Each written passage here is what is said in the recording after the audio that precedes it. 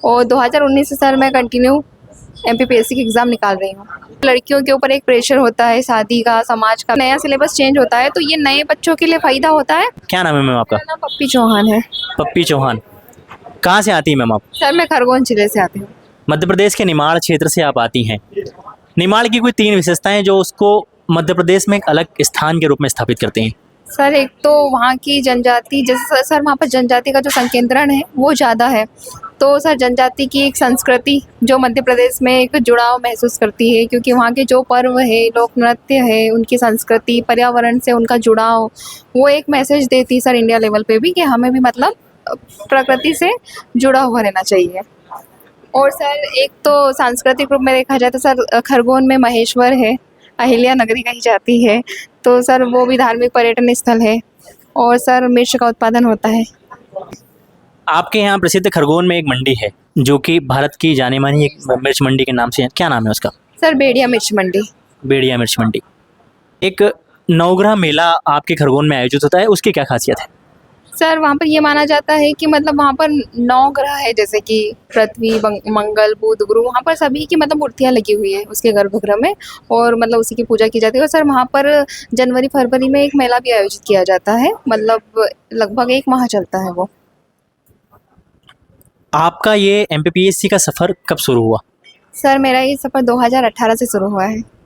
आपका ग्रेजुएशन किस स्ट्रीम में हुआ है? सर मेरा 2017 में ग्रेजुएशन हो गया था, मैंने इंजीनियरिंग की थी। ब्रांच इलेक्ट्रिकल इंजीनियरिंग थी। Electrical engineering. वहाँ से सिविल सेवा का जो चयन था वो कैसे हुआ? सर जैसे कि होता है ना कि 12वीं के पास आप मतलब मेरी फैमिली में कोई जॉब में नहीं है सर, तो मुझे जैसे जैसे जैसे अपने सीनियर से पता चलता गया कि आपको आगे ये करना था, मेरा मैथ्स बैकग्राउंड था, तो फिर मैंने वही चुना। और उस टाइम पर सर 2013 में इंजीनियरिंग में बहुत स्कोप था, मैंने वो चूज़ कर लिया। फिर मुझे ऐसा लगा 1-2 साल बाद कि नहीं यार मैं इस फील्ड में फिट नहीं बैठूँगी, तो सर मैंने फिर 2017 में जैसे ही मेरी डिग्री कंप्लीट हुई, तो उस दौरान फिर डिग्री कंप्लीट होने के बाद ही मैंने 18 से सिविल सेवा की तैयारी कर दी थी। और 2019 से सर मैं कंटिन्यू एमपीपीएससी की एग्ज़ाम निकाल रही हूँ। 3 साल या 4 साल आयोग की आदत है। आप 2018 से तैयारी कर रही हैं सिलेबस में बदलाव को लेकर। जैसे पिछला जो सिलेबस था उसमें 3 परीक्षाओं को आयोग ने उस सिलेबस पर आयोजित कराया। 20, 21 और 22 के मेंस उस सिलेबस पर उसने लिए, और 23 में आकर फिर सिलेबस के साथ बदलाव किया। इसके पीछे क्या कारण है? सर मुझे ऐसा लगता है, मतलब मेरा ये मानना है कि सर जैसे कि जो नए बच्चे आते हैं और जैसे पुराने बच्चों का जैसे सिलेक्शन नहीं हो रहा, मान लो उसी फील्ड में जैसे 18, 19, 20 में वही है, और इसी बीच अगर नए बच्चे आ गए तो सर ये नए बच्चों के लिए एक प्लस पॉइंट रहता, मतलब उनके लिए एक सुविधा होती है कि अगर जैसे कि नया सिलेबस चेंज होता है तो ये नए बच्चों के लिए फ़ायदा होता है, ताकि वो भी एग्ज़ाम को निकाले, क्योंकि पुराने बच्चे तो 5 साल में वैसे ही महारत हासिल कर चुके होते हैं। और अगर सिलेबस चेंज नहीं होता सर, तो ये पुराने बच्चे ही मतलब पोस्ट लेके चले जाते हैं और नए बच्चों को दिक्कत होती है। तो मुझे लगता है कि समय समय के अनुसार सिलेबस में चेंजेस होने चाहिए। आप मध्य प्रदेश के ग्रामीण परिक्षेत्र निमाड़ से आती हैं। आपकी पारिवारिक पृष्ठभूमियाँ क्या रही और पिताजी क्या करते हैं आपके? सर मेरे पिताजी एक किसान हैं। मेरे पापा के पास इतनी ज़मीन नहीं है सर, फिर भी उन्होंने मुझे यहाँ तक पढ़ाया, और आज तक भी कोई प्रेशर नहीं है कि जैसे कि सर लड़कियों के ऊपर एक प्रेशर होता है शादी का, समाज का भी, कि सर इतनी एज हो गई शादी करो।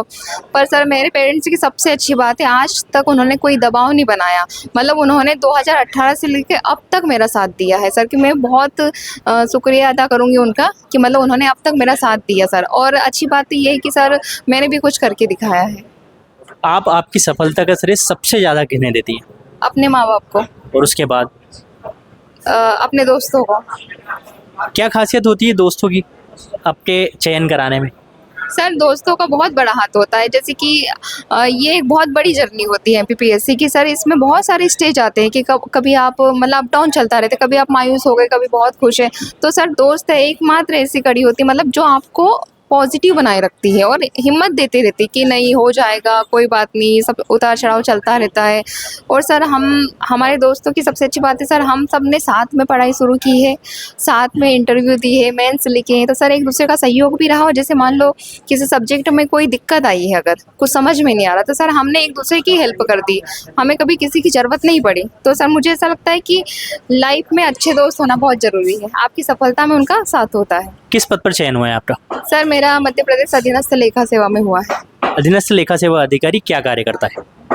सर अभी तो मुझे इतना आइडिया नहीं है, ट्रेनिंग होगी तो पता चलेगा, पर इतना पता है कि सर ये राजस्व विभाग में आता है। बाकी जो भी ट्रेनिंग में सिखाया जाएगा वो मैं अच्छे से करूँगी। कहाँ होनी है आपकी ट्रेनिंग?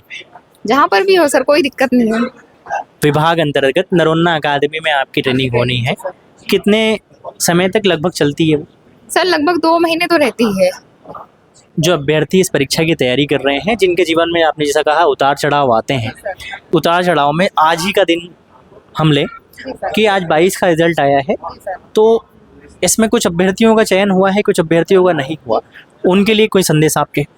सर उनके लिए यही संदेश है कि मतलब अगर आपने पीएससी की इतनी बड़ी एग्ज़ाम जो मतलब उसका सोचा है अगर पीएससी का, तो सर यहाँ पर ऐसा है कि आपको लगभग 5 साल तो धैर्य बनाए रखना ही है और अपने आप पर यकीन रखो, क्योंकि कई बार होता है किसी का प्री निकल जाता है, मेंस रुक जाता, कभी होता है कि सर इंटरव्यू से आप 2-3 बार बाहर हो रहे हो।